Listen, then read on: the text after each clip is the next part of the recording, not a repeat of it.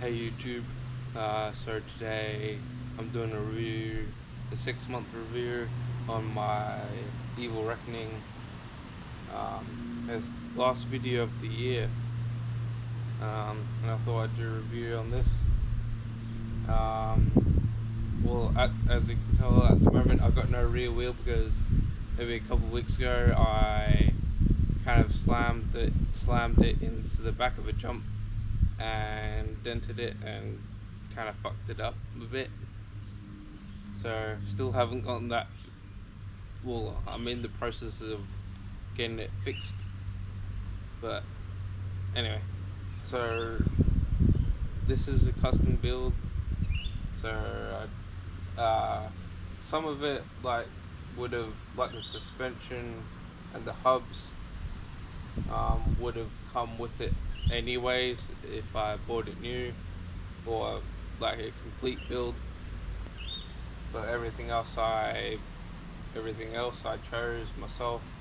So this may be a little bit maybe biased to how it rides a little bit. With this Delta Link system, it is very progressive and like it is a very good pedaling platform for pedaling uphill, especially for being nearly 170 mil travel enduro bike. I do notice a little bit of bob, probably a little bit more than my old bike, but then I do have a little bit softer spring on here. I have a 500-pound spring. On my old bike I had 550, so that may have a little bit of effect on it. But I do think that this does have with the Delta Link system, it does have a better pedaling platform. It does do really well on jumps. Past 6 months I've been riding this. I've been mostly riding flow trails and jumps, doing a little bit of tech, but not much. I would like to do more tech on this bike. With the coil, they've struck a good balance between progressivity, something like that, and the small bump sensitivity of the linkage system. You barely feel the small bumps with the coil, although it does eat up like chatter. Although I think maybe because the frame's carbon and I came from aluminum, maybe the frame, maybe the Delta Link system, I don't know, but over kind of high speed chatter I have noticed a little more feedback through the frame. Maybe because it's carbon being stiffer than aluminum, and my last bike was aluminum. I still a very good system with the Delta Link system. So on to other parts. With the Shimano XT drivetrain, I had a Shimano Dior 11-speed, and that was really good. And with the newer 12-speed stuff, and the Hyperlink Plus, it does shift very smoothly, even under load, under a low pedal power. I really do like that, even up and down the cassette. I know there's a little caveat at the moment because I recently got this X01 Axis upgrade kit thing, and I do really like it. I do find it to be a little more precise than the XT cable set. well, I guess that's the upside of electronics, that it can be a little more precise in which gear it's going into. But in terms of the actual shifting chain and cassette, it's pretty much the same, just a little more precise in where it's going. And plus it's wireless, so you have one less cable, so that's pretty cool.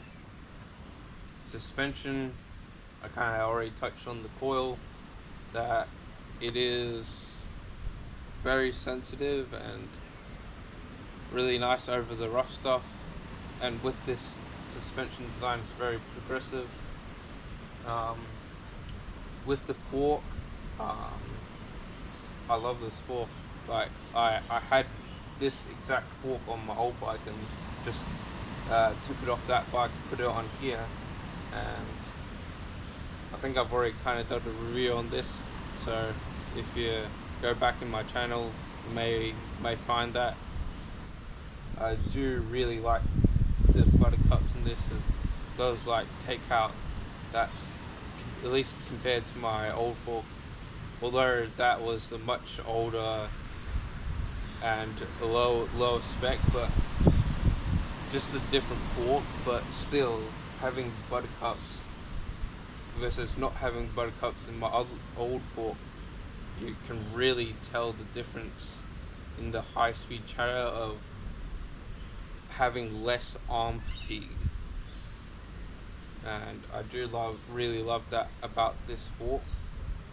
And I think this fork is a little more progressive, because in my old fork I had 2 tokens and 85 psi, and then in this fork I have 70 psi and no tokens, and it still doesn't bottom out, whereas on my old fork it sometimes bottomed out. So they must have done some sort of magic in this. Brakes, I got the Magura MT7s with the 220 up front, and in the rear I do have a 203, which is the maximum size I can have on the rear. I think if I could, I would have a 220, but still, even with the 203 and the 220, it is almost I'm a bigger rider, and it is scarily like powerful. Like, you could stop on a dime with these. Although they do make some sort of weird noise, and other people have kind of reported that with the Maguras. I think it's the MT7s and also MT5s have this, like, under heavy power braking load, they do have some sort of weird noise. I can put in a clip of the noise if I can find one. But otherwise they are an incredible brake. Would highly recommend. Wheels, I got the Spank 350 and 359 for the rear, but I do really like the Vibracore. Again, also kind of some sort of system inside the rim, taking out chatter, which really helps with arm pump. I have found that it does take out arm.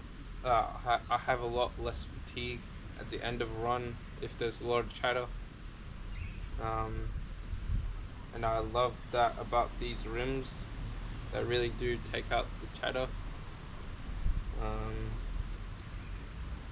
Then hubs, the Industry 9 Hydra hubs. They're just an incredible hub.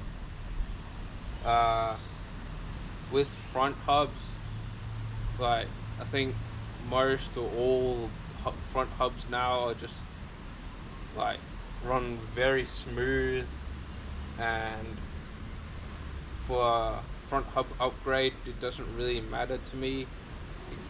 I'll probably just get the same hub as the rear just to kind of match, I guess.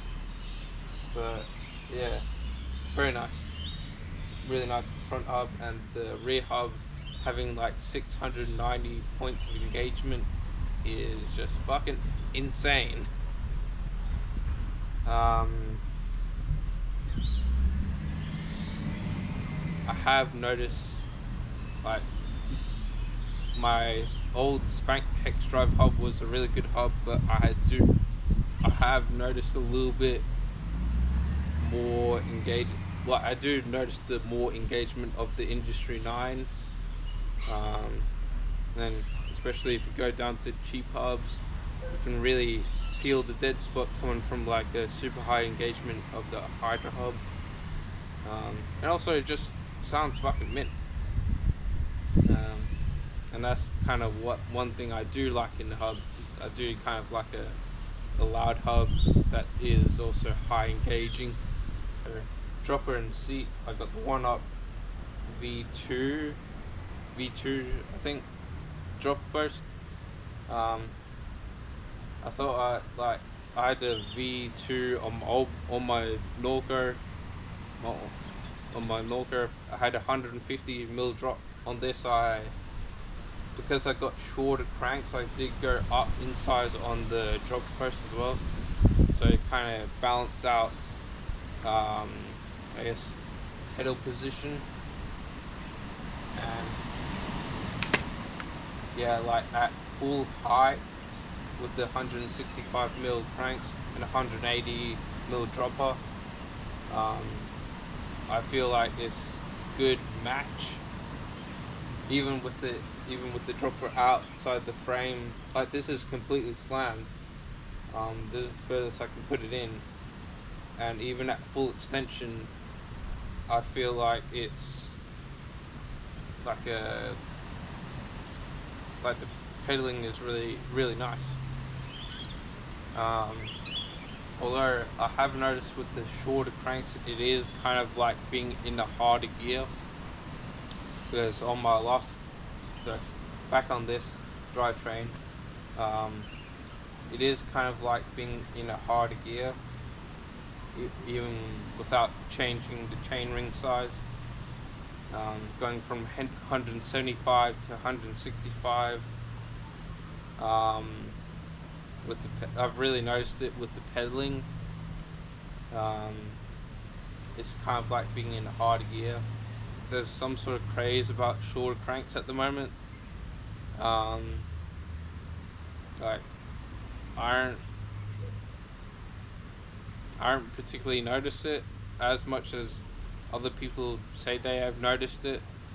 Although like they do have better ground clearance, and I do like that. Um, there's been some sections that I thought I would have clipped my pedals on and I haven't, and I've been glad about that.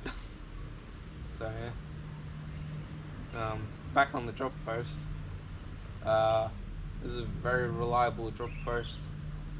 On my other bike, I barely maintained it, and it has lasted a very long time. Still working fine. So I'm excited for this drop post on my new bike. Well, it's not really new. It's just same one but different travel. I got this Wolf Tooth light action remote, a dropper lever. You probably can't see it, but I have snapped the barrel adjuster that I need to replace, and I need to replace that. But otherwise, it still works fine. Still can actuate the dropper. I do like how there's grooves in it. This groove, I do like that. So you don't really slip. You're not really slipping on the dropper lever. Runs really smooth. I don't know what to say about drop lever. It does have more lever. It is longer than my last drop post lever. I had some sort of Shimano one, cheap Shimano one. That one wasn't bad, but I do like this one. It does actuate a little smoother. Bars and stem. I got these DD Race Point. something like that. Race Point bar, copperhead stem.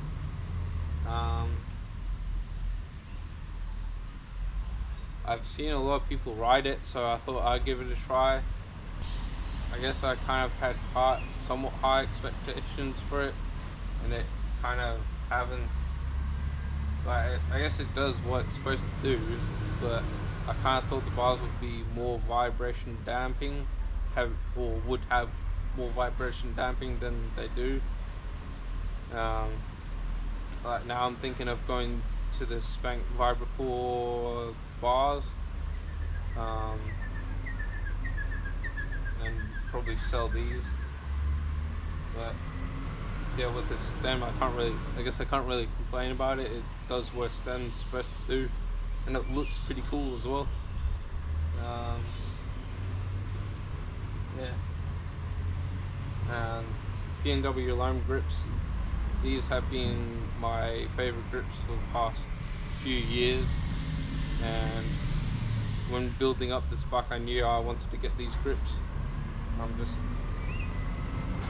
really grippy as a grip should be, and also super comfortable. Yeah, I really like these grips. And onto the saddle. With this, I think, what is it? This is Spank saddle. Can't remember the model name, but it does. It may have less padding than my old saddle, but I do feel like with the shape of it, it does fit me better. So I feel like my ass kind of is less sore after lots amount of pedaling, going up and down, going up Red Hill a lot, for a few runs. Yeah, I feel like with my old saddle, it was pretty comfortable, but my ass kind of got a little sore after a while. But this saddle, my ass doesn't really get sore as much. Yeah.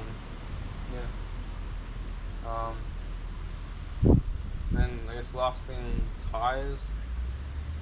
I've run Maxxis tires for, I guess, since I started mountain biking, and just always trusted them. I haven't really run any other tires, but I just kind of know what Maxxis grip is, and like I can easily tell, like the casing and the compound and that. Whereas with others, I guess I just haven't looked into them as much, that I don't really know what the compound and casing for all of them are. But I know I really do trust Maxxis tires, and I just love their tires. Yeah, I have a lot of confidence in them. This Fidlock, like it is cracked, but it still holds water. I kind of like, if you don't have the bottle, I do like the minimalist kind of compact design of this mount. And with the frame, even with the coil, it has enough room for this. I think it's 600ml bottle, and like on my old bike, when I got this coil shot, because of the piggyback, it didn't allow me to fit the bottle, and I guess it's kind of a somewhat small thing, but kind of important thing. But when this Fidlock bottle fit, I was actually very happy that it fit, and I was actually very excited to finally have a bottle I can take with me again. Then yes, with the bottle in the way, you can't really see it, but I got this one up EDC pump that just mounts on the side. Yeah, I really like this because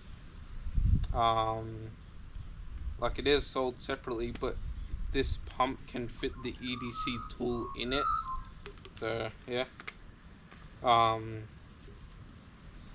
this combination is very versatile. You got pump, you got this little storage part that you can fit a CO2, and this green part does come out, so you can, which is like a CO2 adapter that you can put the CO2 in, fill the tire when it's gone flat and you had a puncture and you replace the puncture. And in this tool is very versatile. It has tire lever, spoke key, chain breaker, bunch of little multi-tool, bunch of hexes, basically everything you may need in case of some sort of emergency, I guess. And in this tool right about here, there's like, I think it's room for a master link, which I don't have at the moment. And in here I do have like, well, I do keep the master link inside of here, plus a couple valve cores. Yeah, this is a pretty cool thing to have. I would recommend, although it is kind of pricey. I think each part, the pump is $70 and the tool is $70, so that's kind of pricey, like $140 just for this. But that is in Australian dollars, so I guess wherever you get it, in whatever currency it is kind of pricey. Although I do really love having this. This has saved my ass a few times. Alright, that's the end of my 6-month review of my Custom Evil Reckoning. I am absolutely in love with this bike. Everything I look for in a bike plus more. And I'll see you in the next video. Try to talk about this. You.